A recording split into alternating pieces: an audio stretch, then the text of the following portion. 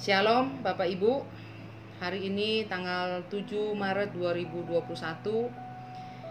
Renungan diambil pada Yosua pasal 13 sampai dengan pasal 15. Pembahasan pada hari ini diambil pada Yosua 14 ayat 6 sampai dengan 14, di mana isinya adalah di mana Kaleb menghadap Yosua di Gilgal.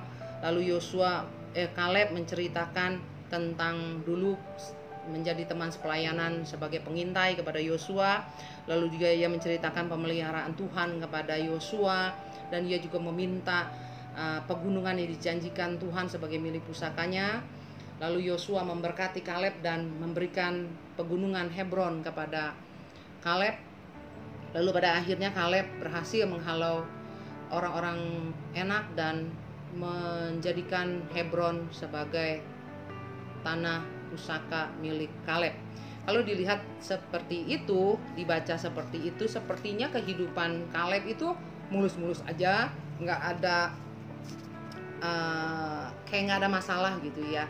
Tapi sebenarnya tidak sesederhana itu, karena kita tahu waktu Kaleb memberikan berita yang berbeda dengan 10 pengintai itu, Kaleb hampir mati dilontari batu oleh mereka.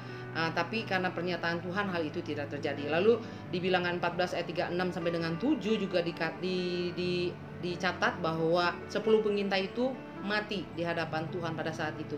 Lalu juga di Bilangan 14 ayat 29 sampai 30 juga dikatakan bahwa Tuhan berfirman bahwa hanya Yosua dan Kaleb yang akan masuk ke dalam tanah perjanjian, sedangkan generasi yang berbarengan dengan Yosua dan Kaleb yang berumur 20 tahun ke atas akan mati di dalam perjalanan di padang gurun.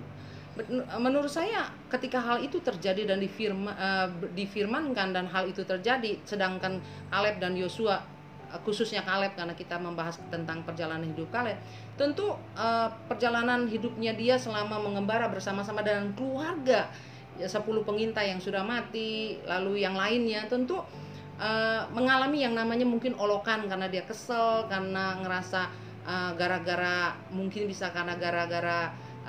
kabar yang diberitakan oleh Kaleb, sehingga keluarganya mengalami hal kematian. Itu hal yang tidak mengenakan, karena perjalanan mereka bukan setahun atau 2 tahun, tapi puluhan tahun, dan itu tidak mengenakan, tidak menyenangkan. Lalu juga hal di mana pada saat Yosua menjadi bukan hanya sebagai pemimpin Bani Efraim, dia bahkan dipercayakan Tuhan menggantikan Musa menjadi pemimpin bangsa Israel. Tentunya itu adalah kesempatan yang tidak dibuang-buang oleh orang-orang yang tidak menyukai Kaleb atau keluarga yang dulu keluarga 10 pengintai dan yang lainnya yang mengalami kemarahan kepada Kaleb. Itu adalah kesempatan di mana mereka bisa mengolok-olok pada saat itu, menyindir-nyindir bahkan mungkin. Tapi bukan berarti Kaleb mengalami yang namanya hidup tidak disukai. Pasti ada yang menyukai dia, melihat diberkati oleh kehidupannya yang selalu mengikuti Tuhan dengan sepenuh hati. Kalau kita mau memetik atau mengambil pelajaran yang di dalam kehidupan Kaleb, maka yang saya bisa catat di sini adalah mengikut Tuhan dengan sepenuh hati menjadikan kita pribadi yang fokus pada masa depan. Mengikut Tuhan dengan sepenuh hati menjadikan kita pribadi yang memperkatakan kata-kata positif dan yang membangkitkan semangat dan membawa dekat dengan Tuhan. Mengikut Tuhan dengan sepenuh hati menjadikan kita pribadi yang memiliki roh keberanian.